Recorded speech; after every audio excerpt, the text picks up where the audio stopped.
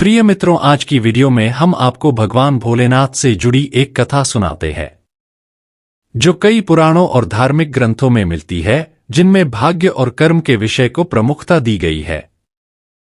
यहाँ एक प्रसिद्ध कथा प्रस्तुत है जो भगवान शिव के इस विचार पर आधारित है कि मनुष्य का भाग्य कभी नहीं बदला जा सकता है।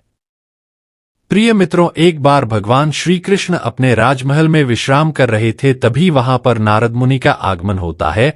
नारद मुनि को अपने राजमहल में आए हुए देखकर भगवान श्री कृष्ण कहते हैं कि हे मुनिराज, स्वर्गलोक में सब कुशल मंगल तो है जो तुम स्वर्गलोक छोड़कर पृथ्वीलोक में पधारे हो। भगवान श्री कृष्ण की बात सुनकर नारद मुनि कहने लगे कि हे तीनों लोकों के स्वामी भगवान श्री कृष्ण, स्वर्गलोक में सब कुछ ठीक है, बस मेरे ही मन एक प्रश्न उठा है जिसके निवारण हेतु मैं आपके समक्ष पधारा हूं।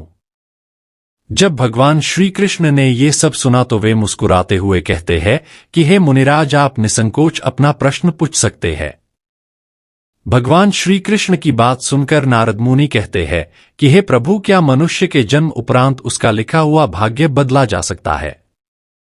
नारद मुनि की बात सुनकर भगवान श्री कृष्ण आगे कहते हैं कि हे मुनिराज, तुम्हारा यह प्रश्न मनुष्य जाति के लिए अति उत्तम है।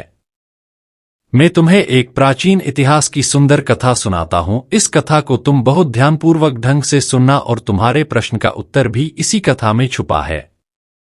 भगवान श्री कृष्ण आगे कहते हैं कि है मुनिराज, जो भी मेरा भक्त इस कथा को पूरा और अंत तक सुनता है, मैं उसके घर की सुख समृद्धि हमेशा के लिए बनाए रखूंगा।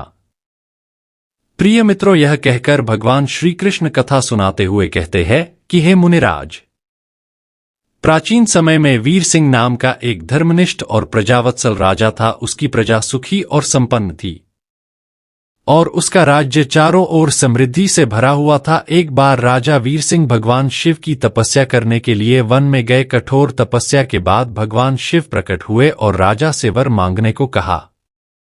राजा ने शिव से विनम्रतापूर्वक कहा कि हे महादेव, मुझे ऐसा वरदान दीजिए कि मेरे राज्य में सदा समृद्धि बनी रहे और मेरा भाग्य कभी खराब न हो। प्रिय मित्रों, भगवान श्री कृष्ण आगे कहते हैं कि हे मुनिराज, भगवान शिव ने मुस्कुराते हुए कहा कि हे राजन, तुम्हारा भाग्य पहले से ही लिखा जा चुका है, उसे बदलना मेरे हाथ में भी नहीं है। परंतु मैं तुम्हें यह वरदान देता हूं कि जब भी तुम्हारे भाग्य में कोई संकट आएगा, तुम्हारी तपस्या और भक्ति तुम्हें रास्ता दिखाएगी। राजा यह सुनकर थोड़ा चिंतित हो गए, क्योंकि उन्होंने सोचा था कि शिव के आशीर्वाद से उनका भाग्य बदल जाएगा। लेकिन शिवजी ने समझाया, मनुष्य का भाग्य उसके कर्मों से बनता है और वही उसका भविष्य तय करता है। तुम अपने कर्मों से उसे बेहतर बना सकते हो, लेकिन लिखा हुआ भाग्य नहीं बदल सकता। प्रिय मित्रों, भगवान श्री कृष्ण आगे कहते हैं कि हे मुनिराज, कुछ वर्षों बाद राजा के राज्य में अकाल पड़ गया और राज्य में भूखमरी की स्थिति उत्पन्न हो गई। राजा वीर सिंह ने अपनी पूरी शक्ति और भक्ति से अपने राज्य की सेवा की, परंतु वह अकाल को पूरी तरह से रोक नहीं पाए। एक दिन जब राजा बहुत निराश हो गए, उन्होंने पुनः भगवान शिव का आह्वान किया। प्रिय मित्रों, भगवान शिव फिर प्रकट हुए और कहा, हे राजन, याद रखो, तुम्हारे कठिन समय में ही तुम्हारी भक्ति और कर्म की परीक्षा होती है। यह अकाल तुम्हारे भाग्य में लिखा था, लेकिन तुम्हारी भक्ति और सेवा भाव ने इसे सहनीय बना दिया। अब इस परीक्षा का अंत निकट है। कुछ ही समय में बारिश हुई और राज्य में फिर से समृद्धि लौट आई। राजा वीर सिंह को यह एहसास हुआ कि भाग्य को बदलना संभव नहीं है, लेकिन अपने कर्म और भक्ति से जीवन के संकटों को सहनीय बनाया जा सकता है। प्रिय मित्रों, भगवान श्री कृष्ण आगे कहते हैं कि हे मुनिराज, राज्य में अकाल के कारण उस राजा का धन समाप्त हो चुका था। फिर कुछ महीनों बाद उस राजा को एक सपना आता है और वह सपने में देखता है कि उसे अपने राज्य की समृद्धि के लिए एक यज्ञ कराना चाहिए। प्रिय मित्रों, इसके लिए वे ऋषि विश्वामित्र से सलाह लेने गए। विश्वामित्र ने यज्ञ के लिए दक्षिणा मांगी और राजा वीर सिंह ने वचन दिया कि वे उन्हें दक्षिणा अवश्य देंगे। यज्ञ के बाद विश्वामित्र ने जब दक्षिणा मांगी, पर राजा वीर सिंह के पास कोई धन नहीं था। वचन का पालन करने के लिए राजा ने अपना राज्य और सारी संपत्ति विश्वामित्र को दे दी और खुद अपनी पत्नी और पुत्र के साथ वन में चले गए। प्रिय मित्रों, भगवान श्री कृष्ण आगे कहते हैं कि हे मुनिराज, राजा वीर सिंह ने अपनी वचनबद्धता को पूरा करने के लिए काशी में जाकर खुद को एक डोम यानी श्मशान के रक्षक के यहां बेच दिया। उनकी पत्नी भी खुद को एक ब्राह्मण के घर बेचकर उसकी सेवा करने लगी।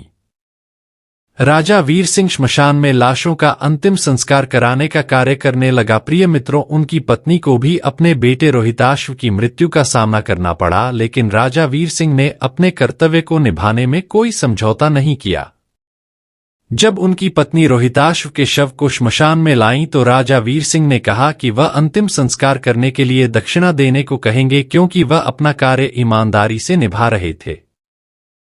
प्रिय मित्रों, भगवान श्री कृष्ण आगे कहते हैं कि हे मुनिराज, यह सब देखकर समस्त देवगण भगवान शिव के पास गए और भगवान भोलेनाथ से कहने लगे कि हे प्रभु, राजा वीर सिंह तो आपका सच्चा और ईमानदार भक्त है, फिर उसके साथ ये अन्याय क्यों?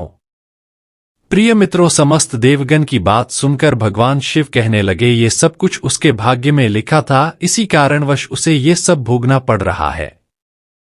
भगवान शिव आगे कहते हैं कि हे देवगणों, अब से राजा वीर सिंह के दुखों के दिन समाप्त हो गए हैं। यह कहकर भगवान शिव उस राजा के सामने प्रकट होते हैं और कहते हैं कि हे राजन, मैं तुम्हारी सच्चाई और धर्म पालन की सराहना करता हूं। प्रिय मित्रों, भगवान श्री कृष्ण आगे कहते हैं कि हे मुनिराज, उसके बाद भगवान शिव ने उस राजा वीर सिंह को उसका राज्य संपत्ति और परिवार वापस कर दिया और उन्हें वरदान दिया कि उनका नाम सदा के लिए सत्य और धर्म के प्रतीक के रूप में याद किया जाएगा।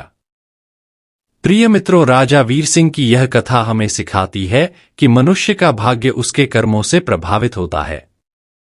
सत्य और धर्म का पालन करने से किसी भी कठिन परिस्थिति में विजय पाई जा सकती है, चाहे भाग्य कैसा भी हो।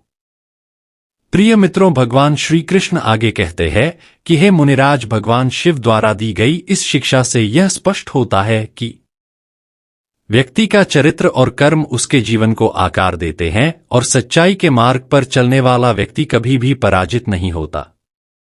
भगवान श्री कृष्ण की यह कथा सुनकर नारद मुनि बहुत प्रसन्न हुए और भगवान श्री कृष्ण से कहने लगे कि हे प्रभु, अब मुझे ज्ञात हो गया कि मनुष्य के अच्छे और सच्चे कर्म भाग्य को बदल तो नहीं सकते हैं, अपितु भाग्य को बेहतर जरूर बना सकते हैं।